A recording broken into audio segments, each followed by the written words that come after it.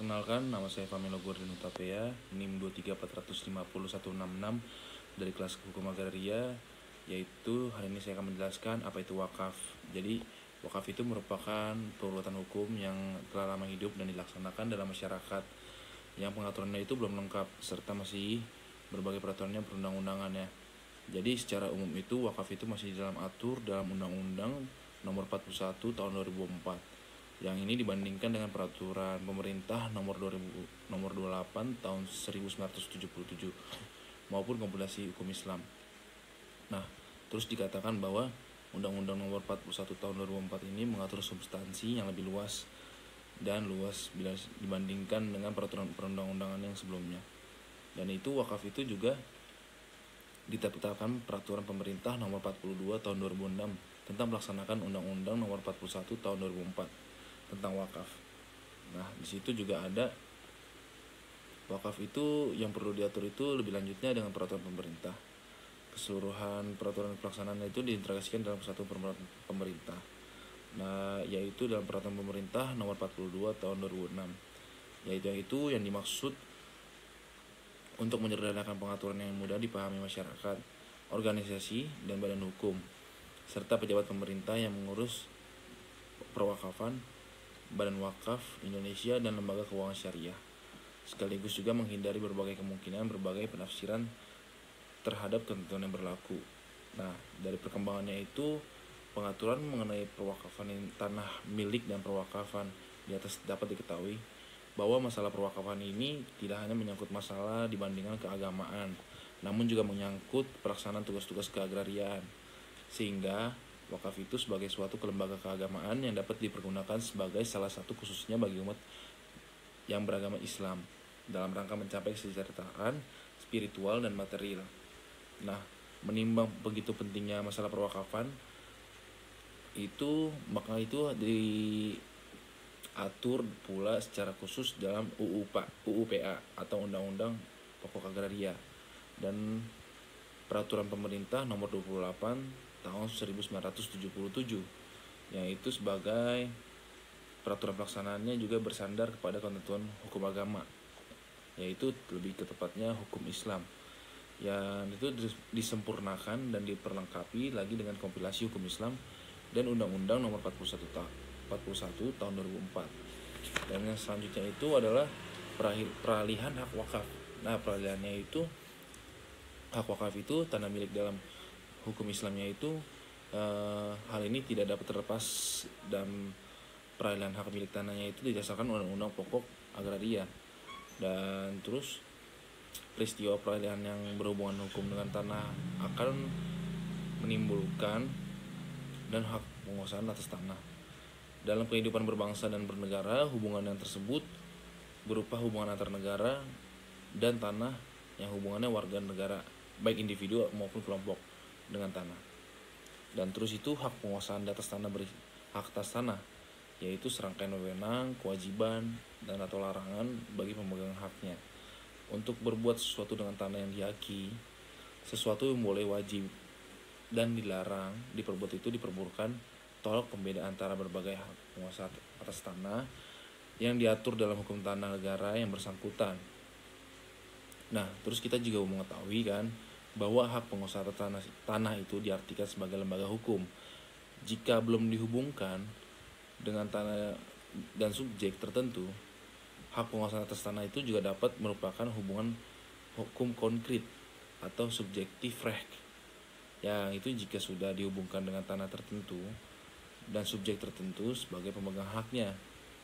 Terus selanjutnya itu di dalam Undang-Undang nomor 41 tahun 2004 itu ditetapkan bahwa pihak yang menerima harta benda wakaf dan wakif untuk dikelola dan dikembangkan sebagai dengan peruntukannya dinamakan dengan nazir atau nadir, yaitu merupakan salah satu unsur atau rukun wakaf di samping wakif, harta benda wakaf, ikrar wakaf, peruntukan harta benda wakaf, dan jangka waktu wakaf. Tugas dan kewajiban pokok nazir tersebut adalah mengelola pengembangan wakaf secara produktif sesuai dengan tujuan, fungsi, dan peruntukannya yang dilaksanakan dalam prinsip syariah. Nah, prinsipnya itu pengelolaan dan pengembangan benda wakaf itu secara produktif dimaksud dengan dilakukan dengan cara pengumpulan. Yang pertama itu pengumpulan, ada investasi, penanaman modal, produksi, kemitraan, perdagangan, agrobisnis, pertambangan, perindustrian, pengembangan, teknologi, pembangunan gedung, apartemen, rumah susun, pasar swalayan, pertokoan, perkantoran, sarana pendidikan, ataupun sarana kesehatan, dan usaha-usahanya yang lain. Dan itu yang tidak bertentangan dengan syariah. Jadi nazir itu adalah pengelolaan harta benda wakaf yang tugasnya mengelola dan mengembangkan harta wakaf sesuai dengan peruntukannya. Nah, dan di sini juga menurut ketentuan dalam pasal 9 Undang-Undang Nomor 41 Tahun 2004 bahwa nazir itu bisa perseorangan, organisasi atau badan hukum.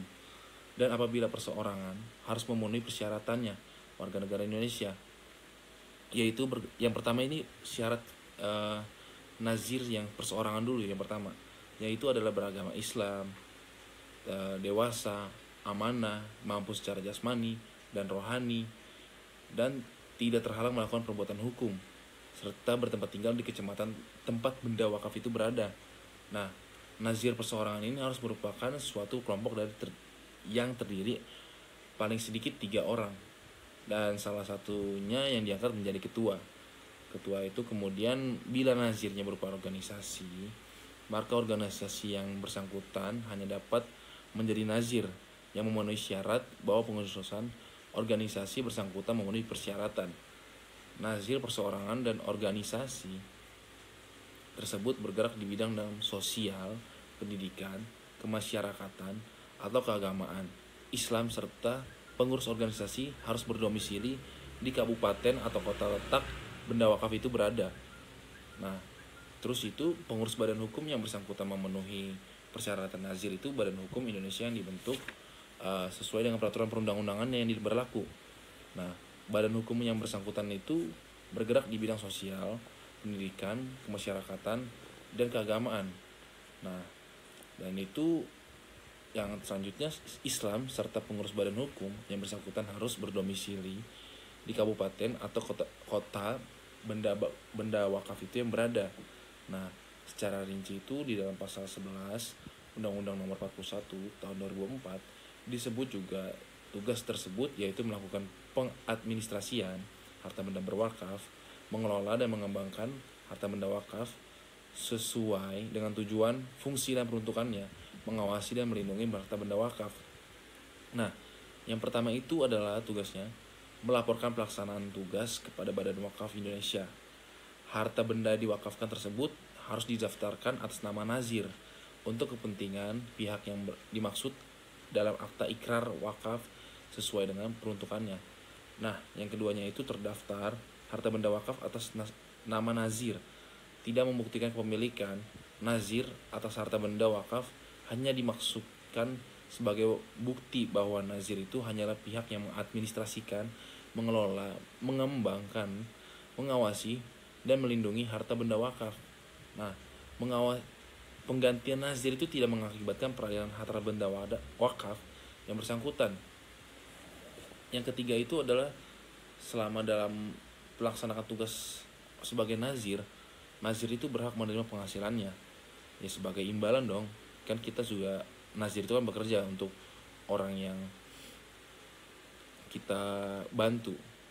Nah, nazir itu berhak menerima penghasilannya dan imbalannya itu tidak boleh besar melebihi 10% dan hasil bersihnya itu atas pengelolaan dan pengembangan harta benda wakaf yang bersangkutan dengan oleh Kepala Kantor Departemen Agama Kabupaten yang bersangkutan serta fasilitasnya itu lainnya itu diperlukan dalam rangka mengadministrasikan, mengelola, mengembangkan, mengawasi, dan melindungi harta benda wakaf yang bersangkutan.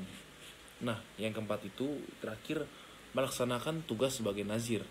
Nah, melaksanakan tugas sebagai itu, nazir berhak memperoleh pembinaan dan menteri yang bertanggung jawab di bidang agamanya dan badan wakaf Indonesia dengan mempertahankan saran dan mempertimbangkan majelis ulama di Indonesia sesuai dengan tingkatannya.